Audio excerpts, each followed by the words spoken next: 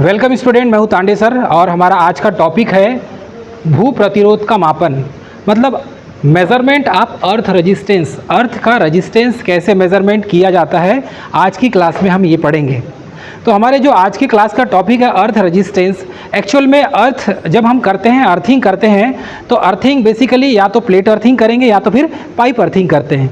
तो plate earthing और pipe earthing करने के पीछे हमारा रीज़न यही है कि जितने भी इलेक्ट्रिकल इक्विपमेंट्स हैं जो या तो 12 वोल्ट पे काम करें, या फिर आपने देखा होगा सिंपल नॉर्मली आप देखते हैं सिंगल फेस में 240 वोल्ट सिंगल फेस एसी होता है, या फिर आप हाई वोल्टेज ट्रांसमिशन लाइन में देखते हैं, डिस्ट्रीब्यूशन लाइन में देखते हैं, तो यहाँ पर भी अर्थिंग का यूज़ किया जाता है। या तो फिर लोकल में जो डोमेस्टिक अप्लायंस है आपके घरों में, उसमें भी अर्थिंग का यूज़ किया जाता है।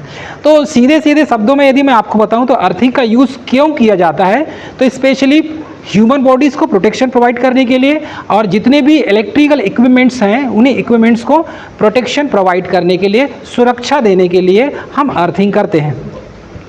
डियर स्टूडेंट, जब हम अर्थिंग करते हैं तो अर्थ का रेजिस्टेंस एक्चुअल में कम होना चाहिए।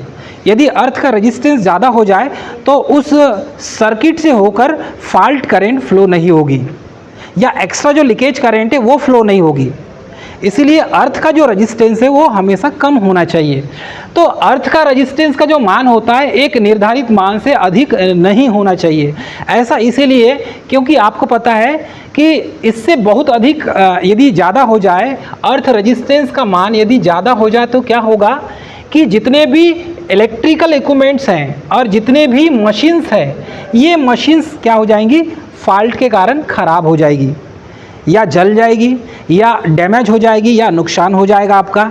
तो इन सिस्टम को जब अर्थ हम करते हैं तो अर्थ का जो रेजिस्टेंस होगा वो हमेशा पहले की तुलना में कितना होना चाहिए, कम होना चाहिए। अर्थ का रेजिस्टेंस यदि कम नहीं होगा तो जो शॉर्ट सर्किट करंट है, जिसे हम लीकेज करंट भी कहते हैं, वो उस अर्थ सर्किट से फ्लो नहीं होगी और वो ग्राउंड नहीं होगी। फिर वो दूसरा रास्ता देखेगी, और दूसरा रास्ता है फिर ह्यूमन बॉडी। दूसरा रास्ता क्या है, ह्यूमन बॉडी। यदि किसी मशीन के बॉडी को मैं उसके कांटेक्ट में आ जाऊं और उसके बॉडी में यदि कहीं लीकेज करंट फ्लो हो रही है, तो वो जो लीकेज करंट है उसका मेन पर्पस ये है कि यदि अर्थ का रेजिस्टेंस कम होगा तो मुझे जो शॉक लग रहा है वो जो लीकेज करंट है वो अर्थ के माध्यम से ग्राउंड हो जाएगी। लेकिन यदि अर्थ का रेजिस्टेंस ज़्यादा होगा तो फिर ह्यूमन बॉडी से होकर फ्लो होना चालू हो जाएगी, और जिसके कारण हमें शॉक लगेगा और ह्यूमन बॉडी मतलब कि हमारे जान माल का खतरा बढ़ जाएगा। तो हमेशा एक चीज़ याद रखना है आपको, अर्थ का रेजिस्टेंस क्या होना चाहिए, हमेशा कम होना चाहिए। तो अर्थ का रेजिस्टेंस कम कैसे होगा, आप मेज़रमेंट कैसे करेंगे, किस माध्यम से पता लगाएंगे कि अर्थ का रेजिस्टेंस ज़्यादा है या कम है। तो डियर कैंडिडेट, अर्थ का रेजिस्टेंस ज़्यादा है या कम है उसके लिए कुछ मेथड है। तो अर्थ का रेजिस्टेंस का जो मान है वो निकालना अति आवश्यक होता है, और निकालने के लिए कुछ ऐसे इक्विपमेंट्स हैं या कुछ ऐसी मेथड हैं, उन मेथड के माध्यम से ही हम अर्थ का रेजिस्टेंस ज्ञात कर सकते हैं। चलिए, इसमें सबसे पहला जो मेथड है इसमें है वोल्ट मीटर अमीटर मेथड। तो वोल्ट मीटर अमीटर मेथड के माध्यम से भी हम अर्थ का रेजिस्टेंस ज्ञात कर सकते हैं। इसकी भी एक प्रोसीजर है, और इस प्रोसीजर में भी आप देखेंगे तो अमीटर वोल्ट मीटर के मेथड में तो इसका एक सिंपल डायग्राम है। अमीटर वोल्ट मीटर मेथड में ये आपको देखने मिल रहा होगा, ये देख सकते हैं आप। अमीटर वोल्ट मीटर मेथड में ये इस टाइप का डायग्राम है। इसमें एक अमीटर लगा हुआ है और इसमें एक वोल्ट मीटर लगा हुआ है। तो अमीटर भी है इसमें और वोल्ट मीटर, ये दोनों मेथड के लिए अमीटर वोल्ट मीटर मेथड के माध्यम से भी अर्थ का आप रेजिस्टेंस ज्ञात कर सकते हैं। क्योंकि आपको मालूम है ओम का नियम आपको पता होगा, V इज प्रोपोर्शनल टू क्या होता है, I, या V इज इक्वल टू क्या होता है बेटा, I इंटू R। यदि हमें R निकालना है तो क्या निकालना होगा, हमें V अपान I कर देंगे तो R निकल जाएगा। तो इस मेथड से मतलब कि ये अमीटर वोल्ट मीटर मेथड से आप इस फार्मूले का यूज़ करके फिर आप इस अर्थ का रेजिस्टेंस निकाल सकते हैं। एक चीज़ आप माइंड में अपने लोड कर लो कि अर्थ का रेजिस्टेंस हमेशा क्या होना चाहिए, कम होना चाहिए। अर्थ का रेजिस्टेंस क्या होना चाहिए, हमेशा कम होना चाहिए। तो अर्थ का रेजिस्टेंस यदि कम है तो ही लीकेज करंट आपके बॉडी से होकर फ्लो ना होगी, वो अर्थ के वायर से फ्लो होगी। और यदि अर्थ का रेजिस्टेंस ज़्यादा हो जाए तो फिर वो आपके बॉडी से फ्लो होना चालू हो जाएगी और उसमें फिर शॉक लगेगा और हृदयघात हो जाएगा, मतलब हार्ट अटैक आ जाएगा, तो आदमी ख़त्म हो जाएगा। तो ये जो अर्थ का रेजिस्टेंस है उसे मेज़रमेंट करने की एक मेथड है वोल्टमीटर अमीटर मेथड। सेकेंड है पोर्टेबल मेगर या अर्थ टेस्टर मेथड। तो मेगर के माध्यम से भी हम क्या ज्ञात करते हैं, अर्थ रेजिस्टेंस चेक करते हैं। तो आपने देखा होगा मेगर में 2 टर्मिनल होते हैं और मेगर का मेन काम होता है हाई इंसुलेशन रेजिस्टेंस मेजरमेंट करने का। अर्थ का क्या काम होता है बेटा, हाई इंसुलेशन रेजिस्टेंस मेजरमेंट करने का। तो यदि हम रेजिस्टेंस की सिर्फ बात करें तो रेजिस्टेंस को भी इसे एक लो वैल्यू का रेजिस्टेंस होता है, मीडियम वैल्यू का रेजिस्टेंस और हाई वैल्यू का रेजिस्टेंस। तो हाई वैल्यू का रेजिस्टेंस मेजरमेंट करना है तो आप किसका यूज़ करेंगे, मेगर का यूज़ करेंगे। मीडियम वैल्यू का रेजिस्टेंस यदि आपको ज्ञात करना है तो आपको एक और मेथड है, लो वैल्यू का रेजिस्टेंस आप ज्ञात करेंगे तो आपको पता है डबल केल्विन ब्रिज का एक मेथड होता है, डबल केल्विन ब्रिज, ठीक है, डबल केल्विन ब्रिज की एक मेथड है। तो डबल केल्विन ब्रिज से लो वैल्यू के रेजिस्टेंस ज्ञात कर सकते हैं।